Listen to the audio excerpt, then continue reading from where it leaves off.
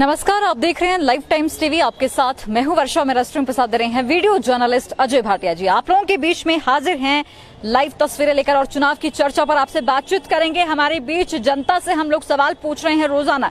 चुनाव से पहले क्या है जनता की राय और क्या मुद्दे लेकर जनता इस बार जो है सरकार बनाएगी, ये आपको दिखाएंगे। और आज हमारे साथ इस चुनाव की चर्चा पर बातचीत के लिए महिलाएं शामिल हैं, क्योंकि रोजाना आपने देखा कि पुरुष भी अपनी बातें रख रहे हैं। कल सीनियर सिटीजन से बातचीत की थी, क्या उनकी राय थी, क्या मुद्दे थे और सरकार किस तरह से बनेगी और जो काम करेगा वही सरकार बनेगी, यही बात अभी तक कही गई है।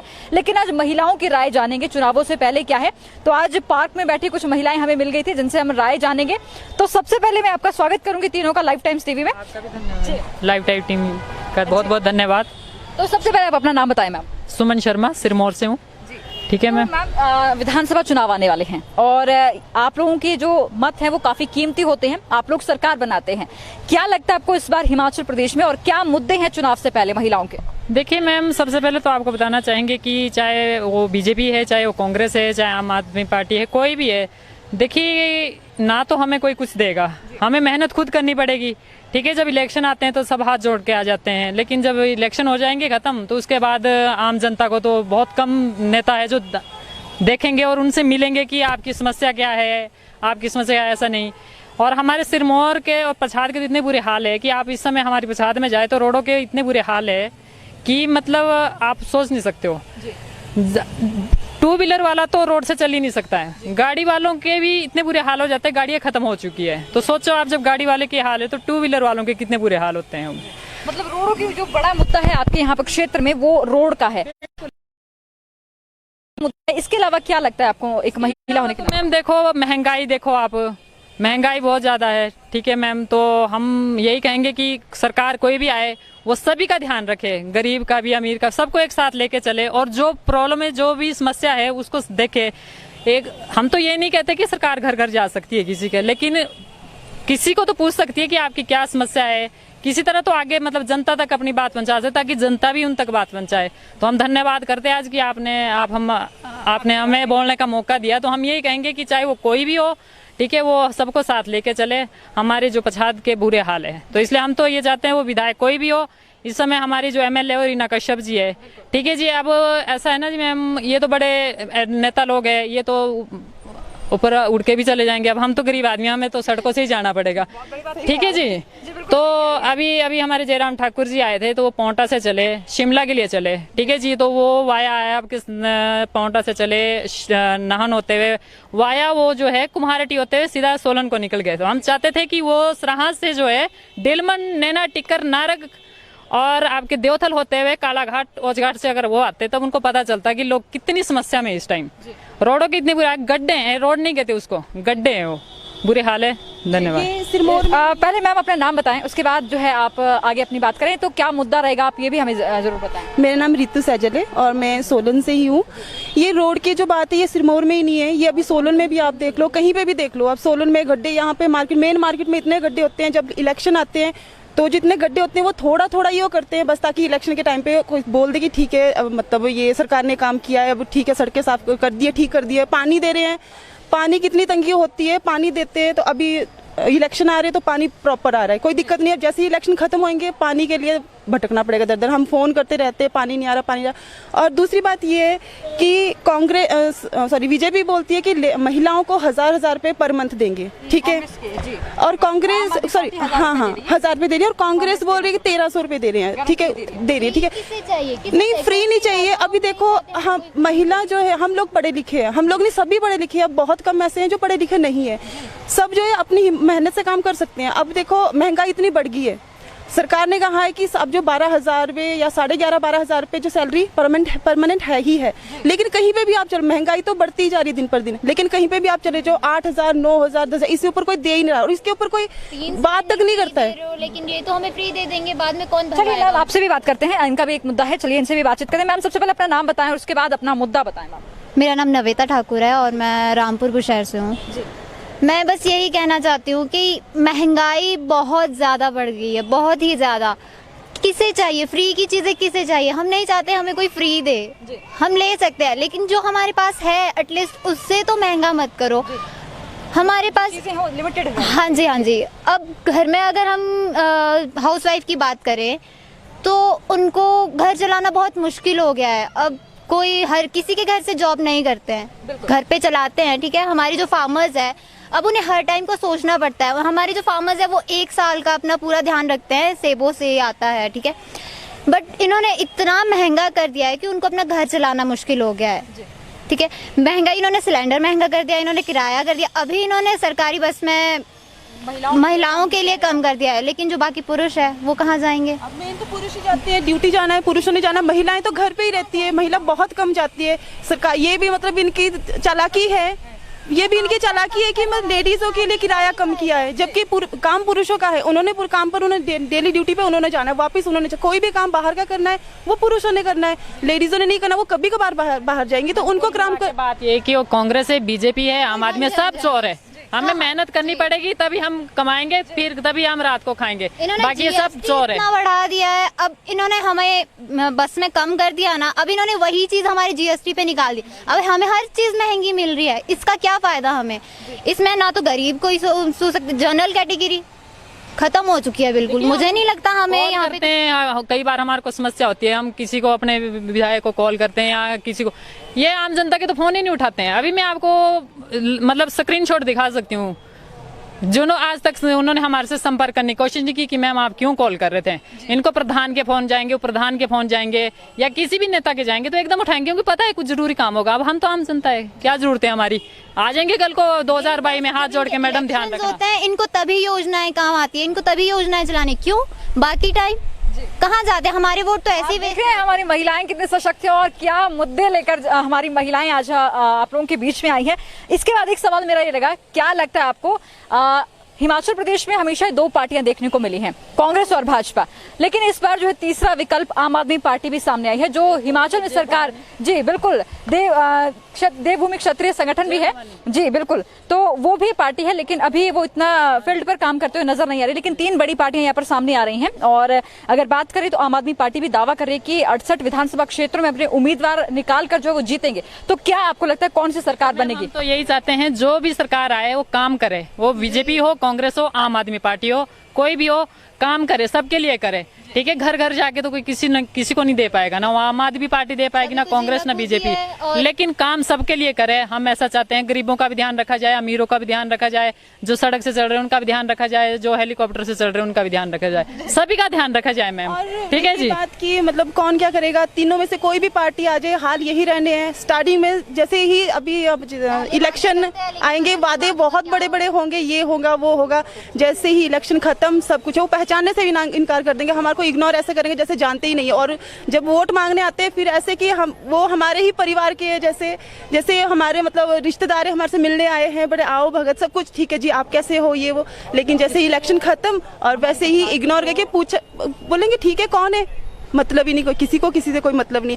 और दूसरी बात हम तो ये सोच रहे कि हम वोट किसी को भी नहीं देंगे, बिल्कुल कोई किसी को वोट नहीं देंगे, क्योंकि कोई करता ही नहीं है, कोई काम ही नहीं करेगा, क्या फायदा वोट देके। हम देखो कितने सालों से हम वोट देते आ रहे हैं, लेकिन कुछ देखा ही नहीं हमने, कुछ भी नहीं देखा हमने। तो हम तो सोच रहे हैं हम वोट देंगे ही नहीं, किसी भी पार्टी को वोट नहीं देंगे। और हमारे समर्थन में हम अकेले ही नहीं है कि हम ये, हमारा पूरा परिवार है, हम और भी है, हमारे रिलेटिव्स है, कोई किसी को वोट देने के लिए मना, बिल्कुल मन बना लिया है। मैम बहुत गुस्सा है, क्योंकि जब हमें जरूरत होती है तो कोई साथ नहीं, फैमिली में सब ने ये मन बना लिया है कि हम वोट किसी को भी नहीं देंगे, कि कोई हमारे काम ही नहीं आता है। जब हमने उन लोगों का करना क्या है जो हमारे, जब उनको जो वोट की जरूरत है हमारे पास आ रहे हैं, ठीक है, बड़े हाथ जोड़ के आ रहे हैं कि हमें वोट दें, हम ये करेंगे वो करेंगे, क्या फायदा उनका जो बाद में हमारे को पहचानने से इनकार कर देंगे। हमारे को जरूरत है जॉब, हम लोग जॉब करते हैं तभी हम अपना घर चलाते हैं। कोई भी है, चाहे एक लेडी है वो अकेली अपने घर को चला रही है, ठीक है, लेकिन मतलब आज मैं सैलरी की बात करना चाहूंगी। सैलरी जो है सरकार ने कही है कि वो, मुझे नहीं पता कि अभी सिर्फ इलेक्शन के लिए है या फिर मतलब वो परमानेंट सैलरी है, लेकिन एक लेडी अगर सपोज वो अपने घर को अकेले चला रही है तो 8,000 में वो नहीं चला पाएगी, ठीक है। सरकार को ये भी देखना चाहिए, जो भी आ रहा है, जो भी जीत रहा है उनको देखना चाहिए, ठीक है, कि जब सैलरी सरकार ने इतनी कर दी है, भी कहीं पे भी तुम प्राइवेट जॉब कहीं पे भी करो, सैलरी 11,500 12,000 है तो उनको देखना चाहिए। तो अब आगे वर्करों को क्या दिया जा रहा है बोलने के बावजूद। आप भी कुछ कहना चाह रही हैं, आप बोलिए। 8,000 में कुछ भी नहीं होता है मैम। अगर कोई सिंगल मदर है तो आप मुझे बताइए। आपको क्या लगता है कौन सी पार्टी आएगी, क्या लगता है आपको? वैसे रामपुर में तो किस तरह के काम हुए, विकास कार्य की बात करें अगर, तो किस तरह का काम आपको लगता है कि आपके रामपुर में हुआ है? मैम देखिए, विकास की बात करें तो सारे जगह एक जैसी है। रोड ठीक नहीं है, महंगाई हर जगह है, सब एक जैसा ही है। बस ये लोग वादे करते हैं, वोट मिल गए इन्हें तो अपने रास्ते, उसके बाद आप लोगों का ख्याल नहीं होता। नहीं। अगला सवाल मेरा ये रहेगा कि इस बार आपको क्या लगता है कि आपके जो एमएलए हैं, क्या वो जीत कर दोबारा आएंगे? क्या इतना काम किया है आपके एमएलए ने कि आपके एमएलए दोबारा से एमएलए बन सकते हैं? देखिए, इसका तो कुछ भी नहीं बोल सकते, क्योंकि किसने वोट किसको जाते हैं, किस तरह से जाते हैं, अगर किसने काम किया है, काम के बेस पे वोट जा रहे हैं या किस बेस पे वोट जा रहे हैं, ये हम कुछ नहीं कह सकते। कौन जीतेगा कौन नहीं जीतेगा, कौन आएगा कौन नहीं जाएगा। लेकिन हम ये जरूर बोलना चाहते हैं कि कोई भी आए, हाल यही रहने वाले हैं, ये सबको पता है। कांग्रेस आए, बीजेपी आए या कोई भी आए, थर्ड पार्टी है, कोई भी आए, हाल यही रहने हैं। तो हमसे कोई मतलब ही नहीं है, कोई जो मर्जी जीते। मैम आपको क्या लगता है पच्छाद से रीना जी फिर दोबारा जीत सकती हैं? मैम इसके विषय में अभी कुछ नहीं कह सकती, लेकिन बहुत जितना मुझे लगता है बहुत मुश्किल है। अगर उनका इस बार मुकाबला अगर अभी नहीं बोल सकते, क्योंकि जो हमारे दयाल प्यारी जी वो भी 50 से हैं। अगर उनके और उनके बीच में कंपटीशन होता है तो मैं ये 101% कह सकती हूँ कि रीना कश्यप जी जो हमारे एमएलए, इस समय बड़ा मुश्किल है उनका जीतना। ठीक है जी, जनता की आवाज और जनता की जो जुबानी है, फिर जी को टिकट मिलती है तो रीना कश्यप जी जो है इस समय एमएलए है तो उनके चांस बनते हैं। हाँ जी। आपको क्या लगता है मैम? जी के अंदर बहुत क्वालिटी है, ये मैं कहूँगी। बेशक देखो, हम कांग्रेस के साथ हैं ना हम बीजेपी के साथ हैं, हम किसी के साथ नहीं है। ठीक है मैम, हम उनके साथ है जो विकास करेंगे, जो सभी का ध्यान रखेंगे ना। मेरा किसी बीजेपी से कोई लेना देना है ना, मैं किसी बीजेपी के आगे कभी झुकी हूँ, ना मैं किसी कांग्रेस के आगे झुकी हूँ, ना मुझे भगवान आगे जरूरत दे। लेकिन जो हमारे दयाल प्यारी जी 50 से हैं, उनके अंदर बहुत सारी क्वालिटीज है, इसलिए लोग उनको हमारी साथ में बहुत पसंद करते हैं, बहुत ज्यादा। वो हमेशा ध्यान रखते हैं, रोड से चलेंगे, छोटा बच्चा होगा, बुजुर्ग होगा, बड़ा होगा, कैसे भी होंगे तो मतलब सभी से मिलजुल के ही चलते हैं। तो इनके लिए मैं दयाल प्यारी जी को दिल से रिस्पेक्ट करती हूँ जी। चलिए, आपको क्या लगता है मैम कि रामपुर से विधायक जो है वो दोबारा बनेंगे या कि नहीं? आपके विधायक जीतेंगे दोबारा या नहीं? काम किस तरह का है, आपको क्या लगता है? काम के हिसाब से बताइए कि आपके विधायक दोबारा जीत पाएंगे या नहीं? मैम देखिए, अब विधायक जी आएंगे या नहीं आएंगे, अब ये तो वोट पे ही निर्भर करता है। अब देखते हैं क्या होता है, क्योंकि बहुत से ऐसे लोग हैं जो नहीं भी चाहते और बहुत से ऐसे लोग हैं जो चाहते भी हैं। जी। तो डिपेंड करता है। बात करें तो एक सवाल हमारा, हिमाचल की जनता कितनी जागरूक है, आपको क्या लगता है इलेक्शंस को लेकर? मैम बताएं। देखिए मैम, अगर तुम्हारी तरह जागरूक होगी तो मैं तो यही बोलूंगी कि अब जो आगे एमएलए बनेंगे ना, बड़े सोच समझ के बनेंगे।